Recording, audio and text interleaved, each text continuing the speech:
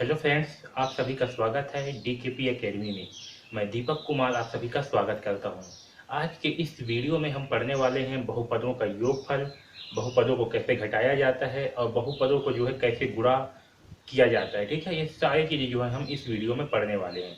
तो चलिए स्टार्ट करते हैं। सबसे पहले जो है हम इस बहुपद को जोड़ना सीखते हैं। ठीक है, तो यहाँ पर प्रश्न दिया हुआ है 3x⁻³ minus x⁻² plus 5x−4 तथा 3x⁻² माइनस 7x प्लस 8 को जोड़िए। ठीक है, तो देखिए जोड़ते समय हमें जो है ध्यान में रखना है कि सबसे पहले जो है इसके घातों को देखना है। ठीक है, कि घात जो है वो घटते क्रम में है कि नहीं है।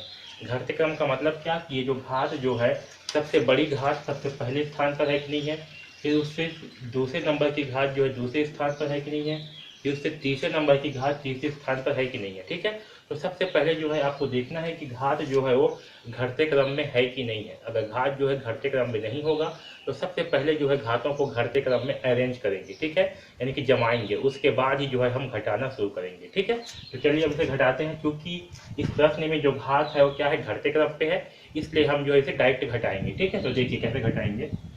3x⁻³ minus x² plus 5x। जब हम जोड़ेंगे, ठीक है, तो इसमें एक बात ध्यान देने योग्य बात क्या है कि जब हम जोड़ेंगे तो जो समान घात वाले पद हैं, जैसे कि जिसमें x⁻³ है उसे हम x⁻³ के नीचे ही लिखेंगे। जिसमें x⁻² है उसे हम x⁻² के नीचे में लिखेंगे। अगर वो चीज़ नहीं है तो वहाँ पर 0 लिख देंगे। ठीक है, ऐसे समझ में क्या करेंगे, अगर जैसे कि अगर x⁻² नहीं होता तो इसके स्थान पे क्या लिखते, 0 लिख देते। ठीक है, जहाँ पास x वाला पद है वहाँ पास x से ही लिखेंगे और जहाँ पास संख्या है उसके नीचे संख्या ही लिखेंगे। ठीक, तो समझ में, तो जहाँ पास x⁻³ होगा उसके नीचे x⁻³ वाला पद ही लिखेंगे, x⁻² के नीचे x⁻² वाला, x के नीचे x वाला और संख्या के नीचे संख्या ही लिखेंगे। अगर नहीं है तो उसके स्थान पर आप 0 लगा सकते हो। ठीक है, जैसे कि x⁻³ नहीं है तो यहाँ पास जो है मैं 0 लिख के प्लस कर सकता हूँ। ठीक है, इससे जो है इसके मान में कोई भी चेंजेस नहीं आएगा। तो चलिए अब जोड़ते हैं। तो 8 और 4 क्या होगा, अब देखिए यहाँ क्या है, प्लस 8 में है और 4 में क्या है, माइनस है। तो क्या होगा, हम यहाँ पास क्या करेंगे, -4 प्लस 8।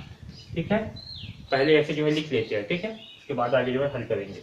अब बीच में कर देते हैं प्लस। ठीक है, अब यहाँ देखिए क्या है, 5x है लेकिन नीचे में क्या है, -7x है। ठीक है, तो यहाँ भी क्या करेंगे, 5 माइनस 7 करेंगे और यहाँ पास x लिख देते हैं। ठीक, फिर बीच में प्लस करेंगे। अब देखिए यहाँ पास क्या है, -x² प्लस 3x²। तो यहाँ पे क्या करेंगे, 1 माइनस 3x²। ठीक है, क्योंकि यहाँ पास क्या है आपका 1 माइनस 3 करेंगे क्योंकि यहाँ पास 1 है, ऊपर में कुछ नहीं है, मतलब क्या है 1 है। तो सॉरी, यहाँ पास आपका माइनस में कौन सा है, तो माइनस में क्या है, -x² है, यानी कि -1 प्लस 3x² करेंगे। ठीक है, अब यहाँ क्या है आपका 3 है तो खाली 3x⁻³ है और नीचे में 0 है, तो आपका मान उतना ही आएगा। तो यहाँ पास जो है 3x⁻³ ही रहने देंगे। ठीक है, अब इसे जो है नीचे में फिर से लिखते हैं। तो क्या आएगा इसका, 3x⁻³। अब देखिए -1 है और 3 प्लस 3 है तो क्या होगा, घटेगा तो क्या आएगा, 2 आएगा। तो यहाँ लिखेंगे +2x⁻²। ठीक है, +2 क्यों किए, क्योंकि -1 प्लस 3 है तो क्या आएगा, +2। अब यहाँ देखिए क्या है, 5 माइनस 7, यानी कि 5 किस में है, धन है, और -7 तो क्या होगा, घटेगा तो -2 आएगा। ठीक है, कितना आएगा यहाँ पास, -2। ठीक है, तो ये होगा -2x।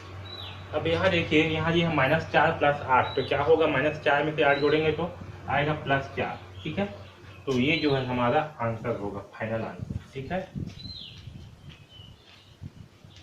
तो इस प्रकार से जो है हम जोड़ेंगे।